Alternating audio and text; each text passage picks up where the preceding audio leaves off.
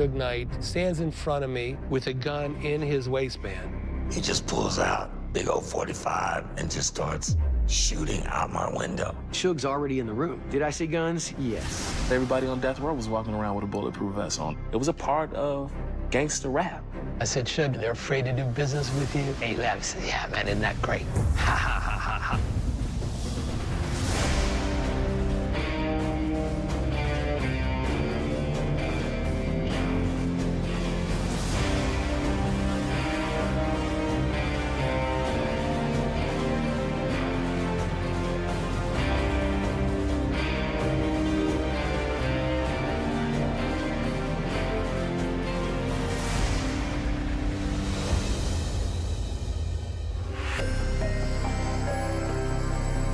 I was contacted on 2 occasions by friends of Suge Knight, and I was asked if I would be willing to defend him, and I refused. He was firing lawyers left and right.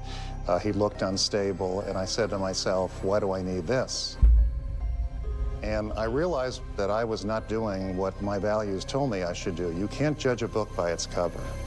So I was approached a 3rd time, and I agreed to meet with him. Music mogul Suge Knight is being held tonight on $2 million bail, accused of a fatal hit and run. Police say he ran over 2 men following an argument on a film set in Compton, California. One of the victims died. Knight's attorney says he was attacked and he was trying to escape in his truck when the incident took place. Knight, the co-founder of Death Row Records, previously served multiple years in prison for assault. I met Suge Knight in Los Angeles County Jail, which may be the worst jail in America. 4 sheriffs follow him into the cubicle where I meet with him. They videotape every move he makes. He was handcuffed to the table. He's behind glass. We talked, and I found out that he is not at all the Suge Knight that is portrayed in the media. That he is a person who's complicated, very bright, did very well in school, was a star athlete. He's a very talented genius of a person. Suge's greatest skill was his ability to see talent in the rough. That ability to see what talent can become as opposed to what it is right now, that's a rare talent. In the music industry, there are very few people who have that talent. He was the smart kid on the block, and that's part of how he was able to attract some talent because, you know, here's a kid who's from Compton, but he went to college. I think the first time I met Suge Knight was in the Solar offices. Solar Records was the most successful black label of the 80s. I actually thought of him as a big teddy bear. He's called Baby Huey. Tried to help him understand a lot about how the business worked, what some of the legal deals were. He was like a sponge.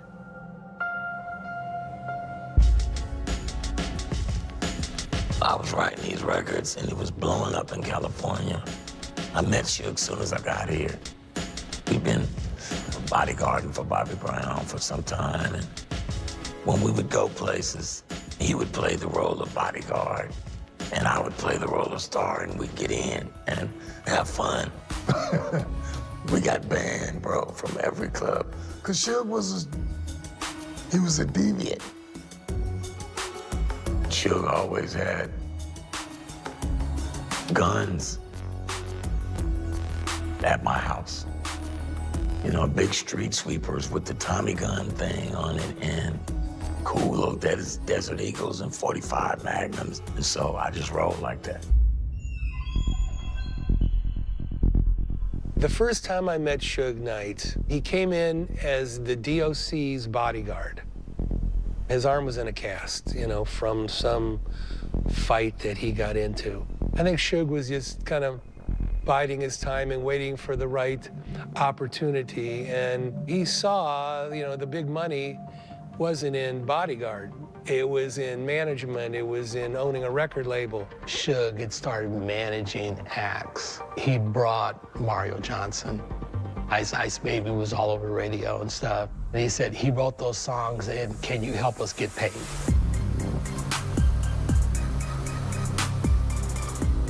I wrote Ice Ice Baby when I was 16 years old. I never could imagine the type of success I was gonna have. I sold 160 million records. We were selling 1 million records a day. When it blew up, I was 19. And at that point, everybody realized, he's white? What? And they're already jamming to Ice Ice Baby. It's all over radio, #1 everywhere. I think my record had sold like 4 million, 5 million copies or something like that at that point, which is only like a week into it. Crazy. Hey, I'm doing good, man. So I'm going to Benihana's for dinner, and I sit down, I order, and then before the food gets there, we had our appetizers there. This big guy walks up, he says, hey, I'm Suge Knight. He says, let me talk to you for a minute. Ice, if you got a second, let me just talk to you. I says, okay, yeah. He starts eating some of my fries or whatever I'm eating there. Yeah, okay, all right, I can order more, no big deal. He didn't give me an explanation or anything at that point. He just says, hi, I'm Suge Knight, and I'm just nice to know you. So I didn't even think much from it other than that was, you know, why would somebody come in and sit down and say hello to me just to introduce themselves? A little time had passed, maybe 3 weeks to a month. I go back, I check into a hotel in LA, somewhere close to the Beverly Center there. I'm with my DJ, Earthquake, and 2 bodyguards. I walk in the room, pull the key out, and I look in there, and Suge's already in the room with about 5 other guys. And I'm like, whoa. And he goes, hey, don't be alarmed, come on in. Suge did tell my bodyguards to shut the F up and just stand over in the back. Did I see guns? Yes, many of them. Suge just says, you know, Rob, me and you, let's go to the balcony and talk. And he brings a stack of papers, about 300 papers thick. The story that has been told is that I was hung over a balcony, which has never happened. He didn't hang me over the balcony. He took me to the balcony to talk to me. I got it. You don't have to hang me over. I didn't want to question that or test that water, so to speak. It looked like it was freezing, and there was ice crystals floating across of it, so I didn't want to jump right in. You see what I'm saying? Didn't look like a hot tub to me. So I signed the pieces of paper there, and it allowed him to have a few points on the record to the extreme, which turned out to be worth millions of dollars. I didn't know. I'm young. I'm 19 now. Then I start thinking back on things and going, so that was all about the money for Suge, okay. And then I saw the Chronic record pop up and Tupac and all this, and I knew the funding came from my record. So I'm happy to invest in that. Even with no return on my money, I have a story to tell that I've invested in some of the greatest hip-hop of all time. And I figured this is the price I gotta pay to just be a part of something that's elite in the rap industry.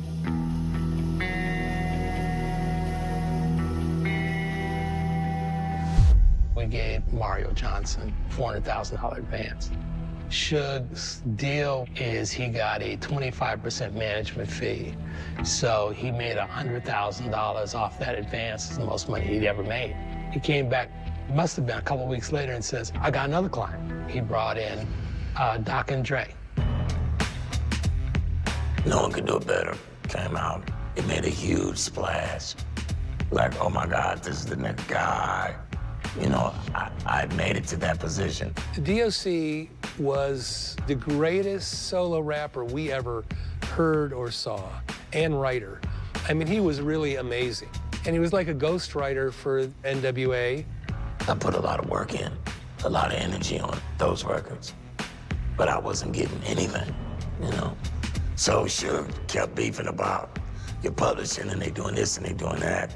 He said, get your contracts, I'm gonna take a look at them. Saw all the holes, saw all the dirtiness that was going on. And so I took that to Dre and said, look, if they're doing me like this, they could be doing you like this. Well, that got Dre interested, and we started talking about making a record label, you know, together. And Dre and I could finally benefit from our hard work.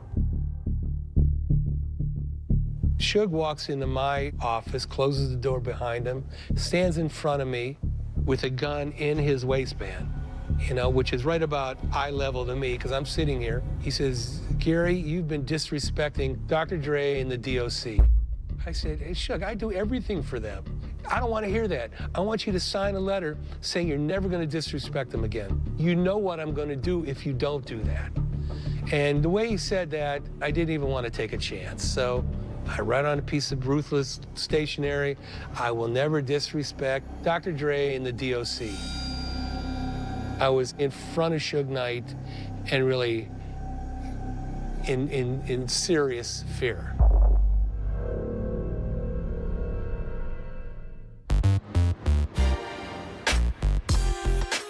Suge was like a friend, right?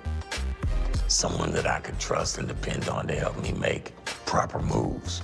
So I focused on building something with him.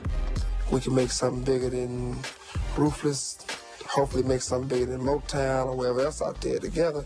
Let's just start fresh. Yo, what's up? My name's Dr. Dre. I'm in the house. Suge convinced Dr. Dre that he'd be better off leaving Ruthless and starting a company with Suge. You know, and Suge basically said, you take care of the music, I'll take care of the business, and, you know, I'll take care of it my way, you know, which he did. He did it his way. Let me see somebody give Dre, Suge, the DOC a round of applause. Death Row Records is going to be the record company of the 2000s. Death Row is annihilating any other label in this music business.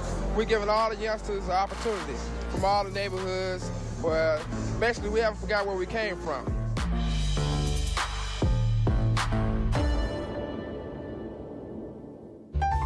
The first time that I met Suge Knight, this big old dude walked in the door.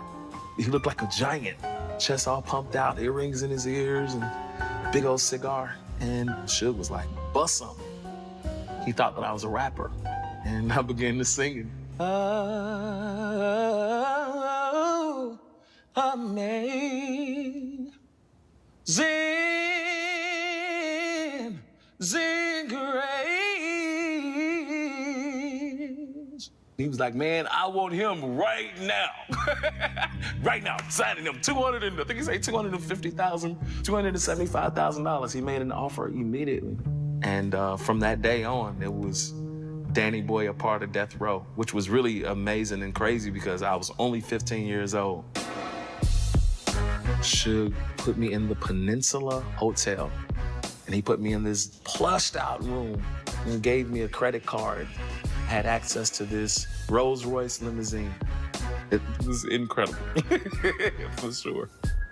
At that time, no other CEOs of big record labels was really close to their artists, such as Suge was. Making sure that they were living okay. Making sure that, you know, we look like stars was his thing. You gotta look like a star. Danny Boy gonna be the first R&B act on your label? Yeah, boy.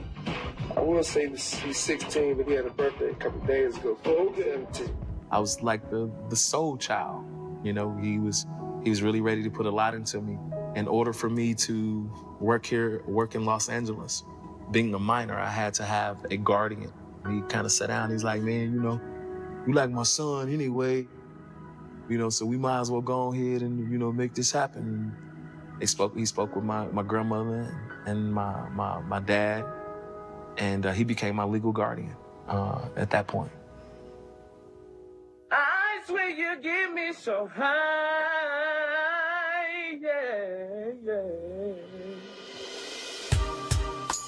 If you think about the roster of Death Row artists, Suge really helped popularize another sound. You know, Death Row sound was different than the East Coast sound of rap music. And they sold tens of millions of records. So that had the effect of really legitimizing that art form.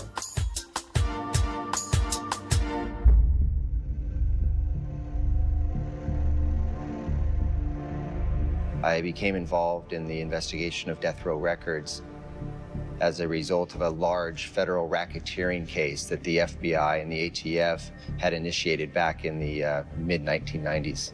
After they had received reports that the initial investment money for Death Row Records had come from an individual named Michael Harris, and the seed money was essentially narcotics proceeds. Michael was like a real godfather, you know. He was reputed to have run one of the largest drug distribution rings in the country. He was a legend on the streets and someone that Suge wanted to be like. First of all, rap music's always kind of been gangster, okay? Let's just call it like it is. There's a lot of people behind the scenes that are pushing things, that are making things happen. And it travels through a lot of gangsterish type of personalities, to say the least. We all know that. I'm gonna beat the dog out of you. And I swear to y'all, it's like this. I'm the first at the ball head and the beard from Bob. Suge Knight was a very powerful guy in many ways. Powerful in a business venture type way and powerful in a gangster type way. So he's somebody you didn't want to mess with. I knew that. He was hiring real gang members, and he could be the boss of that gang. And I said, Suge, you know, I have a friend at Sony, and they say that when people, you know, talk to you, you know, you're scaring them, and they're afraid to do business with you. And he sat back, and he laughed and said, yeah, man, isn't that great? Ha, ha, ha, ha, ha. The more people thought that he was gangster, the more he started believing in himself. You know what I mean? We sit up and watch all them, the Godfather movies, and oh my God, I think after he see them movies, he's really like, I'm the man, huh? Like, I think that kind of really pumped him up, so to say. So he started living that image, man. It was like the Wild, Wild West. Our secretaries had guns. We had shotguns in the corner. We had Uzis. And, you know, it was insane. Right now, we're at the house where Suge grew up in the city of Compton. This is the house where he had most of his childhood at. I was in the 2nd grade, he was in the 3rd grade. Suge and I later went to high school together. He was on the football team as well. He was a big guy, but this is a guy that could do a backflip, standing up. I always tell people that Suge was the same. You know, he was a bully. He was a mama boy. She didn't mess with Suge.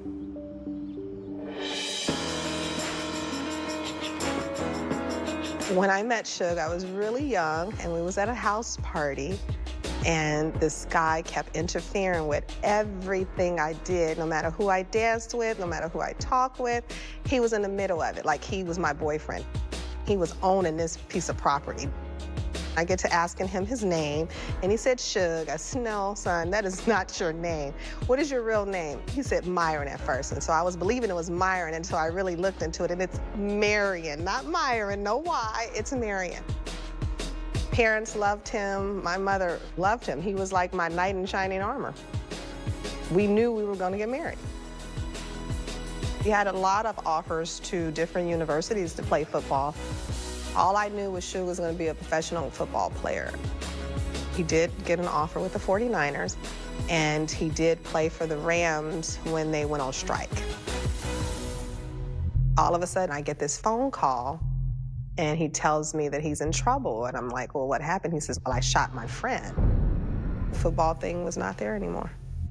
It was all about bodyguarding and being a manager and to being CEO of Death Row Records.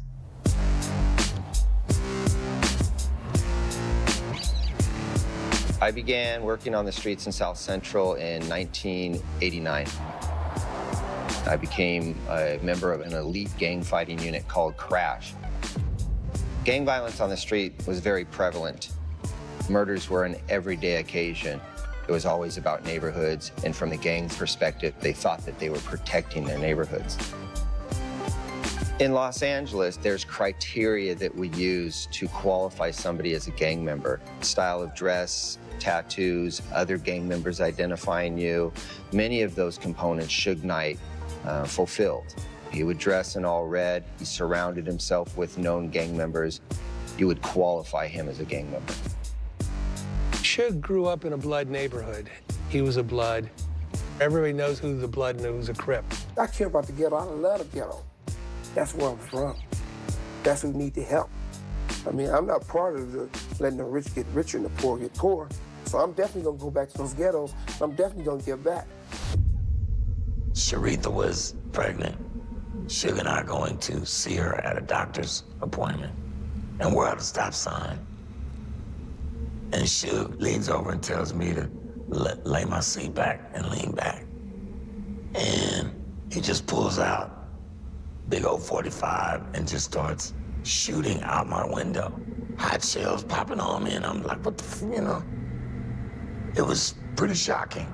Not even a mile up the street, we're at our doctor's thing. We park, and he getting out of the car like it was nothing. But I was starting to develop in my mind that this guy is really bad news, like it's bad karma, like this has nothing to do with what we're supposed to be doing. He just changed his ego, his temper. The women started flocking the money, and that was basically the demise of our marriage. Suge got out of control. It was like the Wild, Wild West. Everybody had guns. They had guns, we had guns, our secretaries had guns. We had shotguns in the corner, we had Uzis. And, you know, it was insane. As time went on, you start seeing new faces. It was taking on sort of a harder edge, you know, security, you know, and the security would be blood dudes.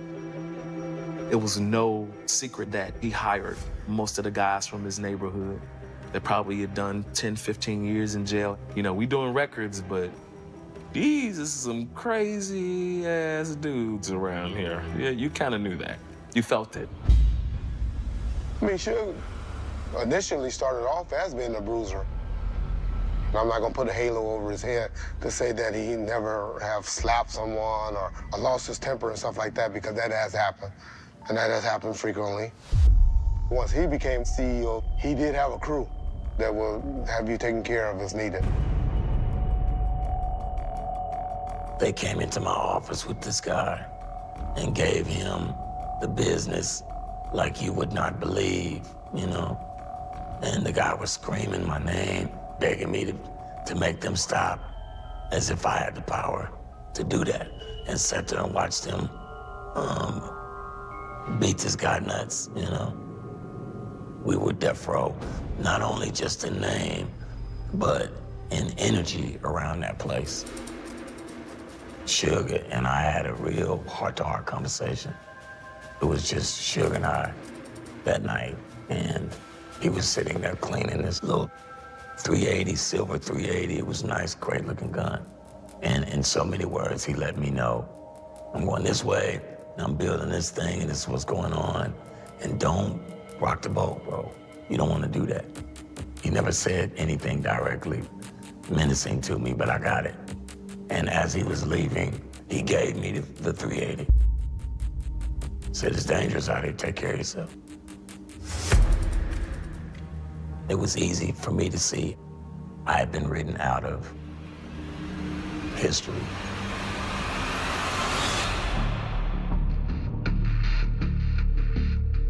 The Source Award for Producer of the Year goes to Dr. Dre.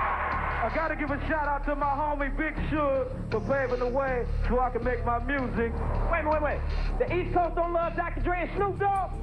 The East Coast ain't got no love for Dr. Dre and Snoop Dogg and Death Row? We know y'all East Coast. We know we at. It wasn't an East Coast, West Coast thing. It was a Puffy and Suge problem. That's what it was. And one other thing I'd like to say, any artist out there want to be an artist and want to stay a star and don't want to have to worry about the executive producer trying to be all in the video, all on the record, dancing, come to Death Row. It's an affront to Puffy right there, who's sitting in the audience. You know, it's obviously this very confrontational and disrespectful thing to do, and that just fuels the fire that's already brewing between these crews. In 1995, a close friend of Suge Knight's, who was his bodyguard, was at a nightclub where Sean Puffy Combs and members of his entourage were. There was a little bit of a beef inside of the nightclub, and one of the people in Sean Combs' entourage pulled out a gun and shot and killed Suge's friend. Well, now there's blood on the ground. A person very close to Suge Knight has been murdered, and he's holding Puffy responsible for it. Tupac Shakur was shot 5 times the day before he was convicted of sex abuse in New York. The crime was officially classified as a robbery, and the police dropped their investigation when Tupac failed to cooperate. Pac just felt like Puffy had a lot to do with him being shot. That was something that he felt strong about. You from the streets, you kind of know things and you hear things. And everybody was just riding with him on that. We rode with him on it. I heard Pac got shot up in New York. I shot him a bulletproof vest with the Death Row logo on it, talking about, yeah, you know, lick your wounds, suck it up, tighten up your boots, you know what I mean? For Suge Knight, he's already got his, pre-standing issues with Puffy Combs. So now having Tupac Shakur, who feels the same way, you've got these individuals who are now supporting each other in this conflict. Tupac was signed to Interscope. They had this rap artist they didn't know what to do with. They said, Suge, can you do something? We'll be willing to give up our rights, let you take him. I seen Suge planning the great things that he wanted to do with Pop. Man, it's finna be one of the greatest rappers of all time. Tupac Shakur has been sentenced to a maximum of 4.5 years in prison for sexually abusing a fan. Shakur has been arrested 6 times since 1993 on charges ranging from assault to gun possession. He was sitting in jail, and it was Suge who said, I will get him out of jail because I know what he can be.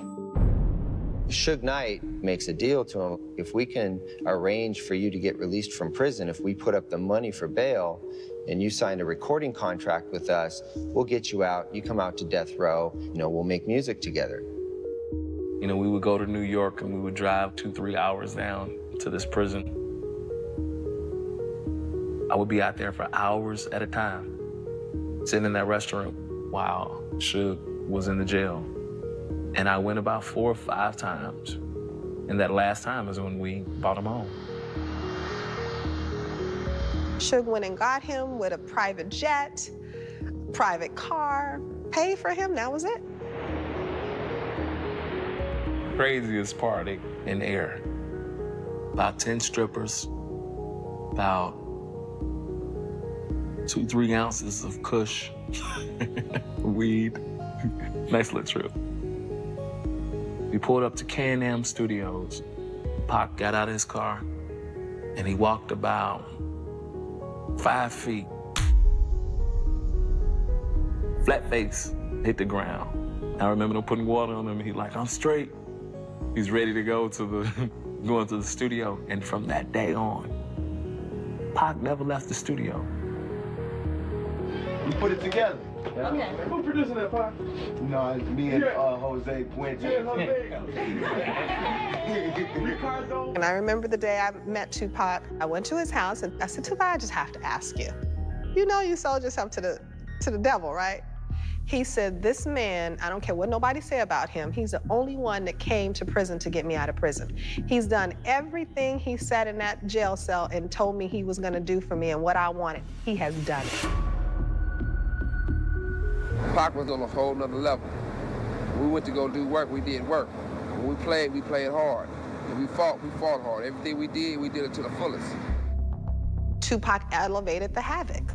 Tupac hated people, and we were supposed to hate people because Tupac hated them. That all these people talking about an East Coast, West Coast war, they like the Judas was to Jesus. They only here to cause confusion. All these suckers, they battling off of East and West like this is a game. This ain't no game. If this was chess, we'd be yelling checkmate 3 years ago. When Tupac came in, the picture of death row, it all just crumbled. During my investigation, I became aware of another event that had taken place in December of 1995. Death Row had hosted a Christmas party up in the Hollywood Hills. And during this party, an associate of Puffy Combs had essentially been kidnapped into one of the rooms where Suge Knight, Tupac Shakur, and several members of Suge's gang entourage literally beat the hell out of this guy. He almost lost one of his eyes. It was events like this that caused Puffy Combs to realize that when he comes out to the West Coast to promote music or conduct business, he was going to need street-level protection. He connected with a Southside Crip gang crew that began to do homeboy security for Bad Boy Records when they were out in Los Angeles. It was serious, that whole, the Suge not liking Puffy at the time, and just about everybody on death row was walking around with a bulletproof vest on every day. Bulletproof vest was a part of my makeup. It was a part of gangster rap.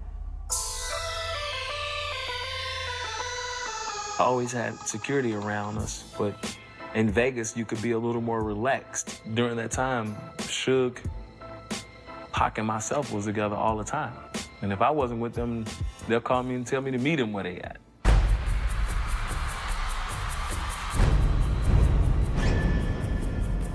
Pac missed the whole fight because Tyson had knocked the dude out so fast. I called Suge, he like, man, Tyson had knocked him out already. Meet us, we're gonna meet you at the club.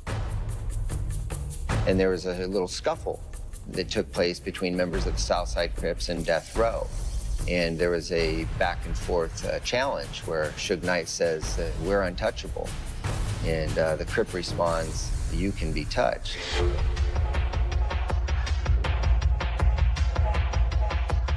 And Tupac takes it upon himself to rush over and sucker punch the guy, and then the rest of the Death Row entourage join in.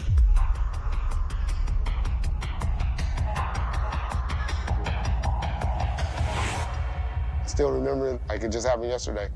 I was in the club waiting for Suge and Tupac arrival when two guys from the entourage, the homeboy security, came up to me and said, hey, Suge's just been shot. And when Tupac has just been shot down the street.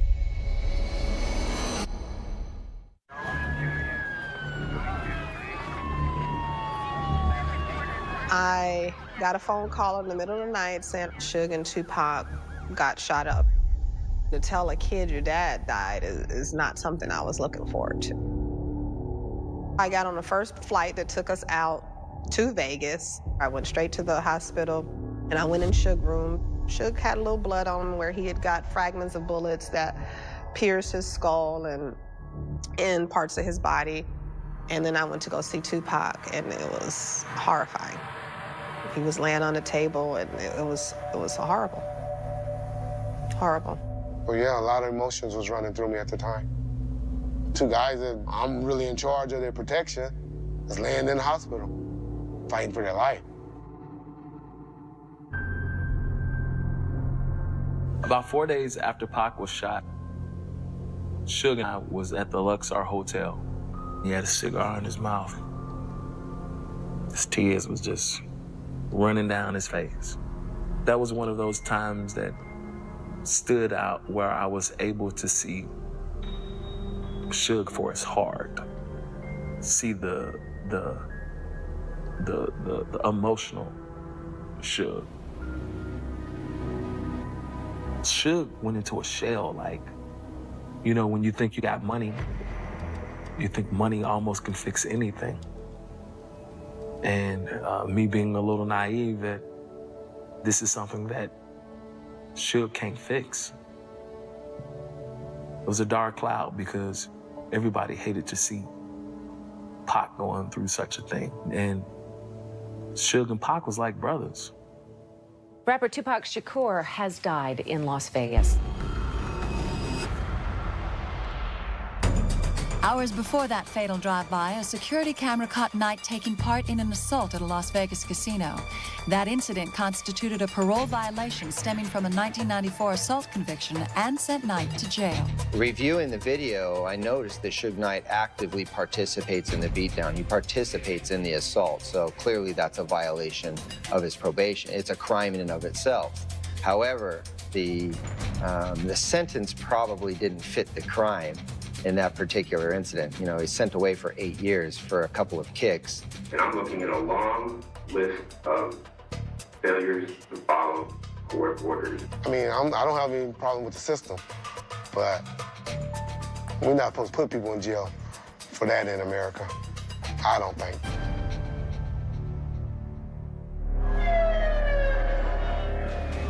On the night of March 9th of 1997, Biggie Smalls had returned to Los Angeles to promote his newest album, along with Sean Combs and his Junior Mafia entourage. They attend a after-awards show at the Peterson Auto Museum, and as Biggie Smalls and the rest of the entourage are leaving, a vehicle pulls up alongside the Suburban that Biggie's in. and a lone occupant of that car leans out the window and opens fire. Notorious B.I.G., also known as Biggie Smalls. His murder early Sunday morning in Los Angeles ignited speculation that it was a result of a long-standing East Coast-West Coast feud among rap artists. Through a process of elimination, we were able to disprove several theories about who had killed Biggie Smalls. And so that really only left us with the one plausible explanation. So we began to look very hard at Suge Knight and who his circle of friends might be that had retaliated for the murder of Tupac Shakur earlier.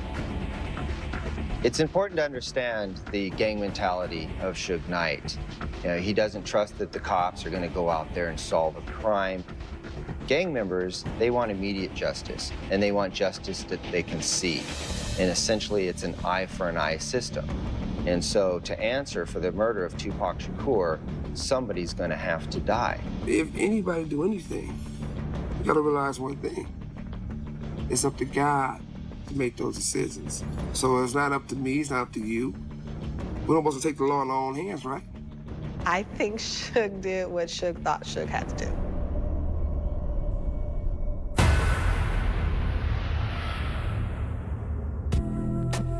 Now Suge's locked up. My check started not coming on time. Then it went from not coming on time to not coming at all. They took the car. I never seen the car again. And they sent me account ledgers, hamburgers, Christmas gift, Danny Boy car for his birthday. And I went to the third page, and my mother's funeral expense was on there, highlighted. You sending me these papers telling me I owe you for my mother's service? I finally got a chance to go to the prison and see him. St. Louis Obispo. We went and walked the yard. And he was telling me, the different people was telling him I said, Suge and Death Row. Like, really? You listen? And he laughed and all y'all know. And he tried to point the finger at everybody else. But I knew it was him because when I left, everything remained the same.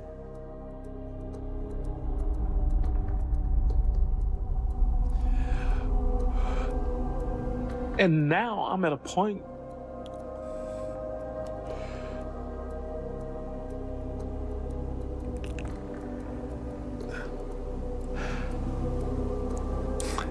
I have to think of good things to say.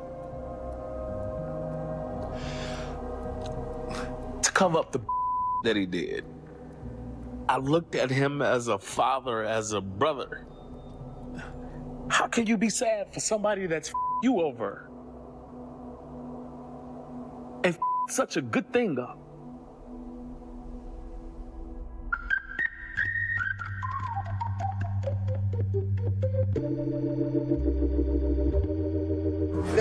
After lived in 6 years, I'm gonna have a drink with everybody today. Suge wasn't there. You talking about 5 years of Suge not running Death Row. The picture of Death Row, it all just crumbled. Everybody was leaving. So Dre called me and he was like, I'm not doing anything for Suge anymore. I'm tired. I'm tired of the mess going on over here. I made quite a few mistakes, actually, picking the people I wanted to do business with. I've just been trying to put together a new family and basically just start all over. Suge lost everything he worked so hard to have. He lost it over just being selfish and stupid.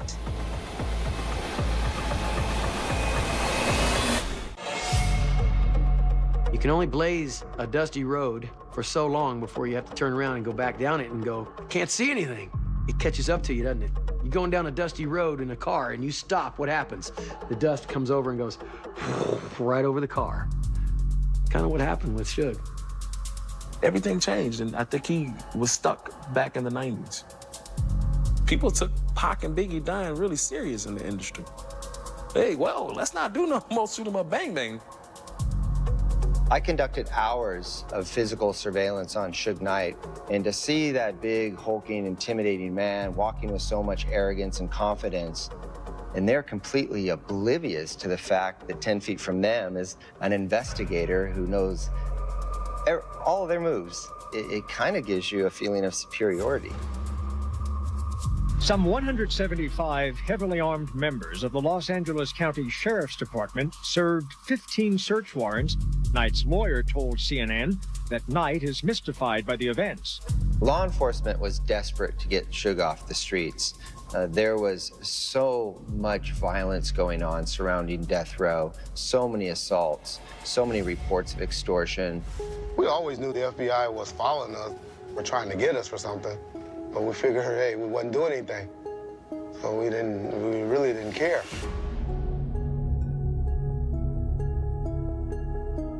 Suge had more lawsuits on the table than anybody I know. Somebody did not pay his, I think it was $11 million in taxes. So from the lawsuits, the taxes, the only choice he had was to file bankruptcy. So much of his former self no longer exists. He's lost the type of influence that he once had on the street, that money brings. He's a shell of a man. This is a guy that was broken down by the government. Had probably $1 million a month, scraping up $4,000 or $5,000 a month just to survive. He's taken a mighty fall. There was a point in time when he was making a lot of money. I mean, you know, literally tens of millions of dollars a year, and he needed some money. And I told him, I said, well, you know, I don't have any money. He goes to a film site where they're shooting the NWA movie. I think he may have gone there to, you know, try and get some money out of Dre. He feels, hey, Dre, if it wasn't for me, you never would have been free. You never would have gotten to the place you are now.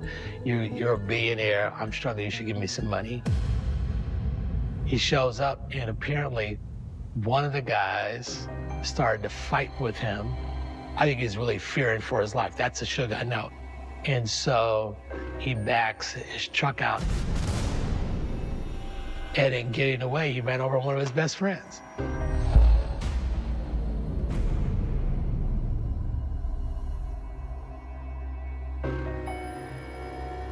I think if you were a white music executive and you happen to go out to the site to see this movie, some guy comes up and starts to beat up on you, and you happen to run over somebody, your defense would be self-defense, and people would believe it, and you wouldn't go to jail. If you're Suge, it's going to be first-degree murder. Think of the person in the mirror that guy has to look at. How do you go from hundreds of millions of dollars to prison? And it's just your fault. Because you chose to be something you didn't have to be. And right now, he's got to be in a place where he understands that all those things led him there.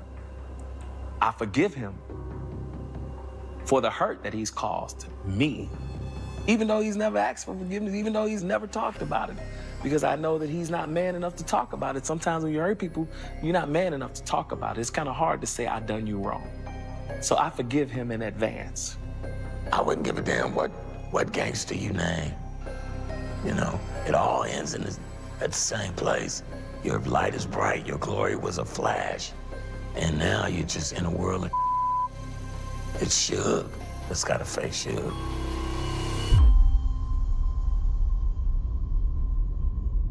I once was lost, but now I am found.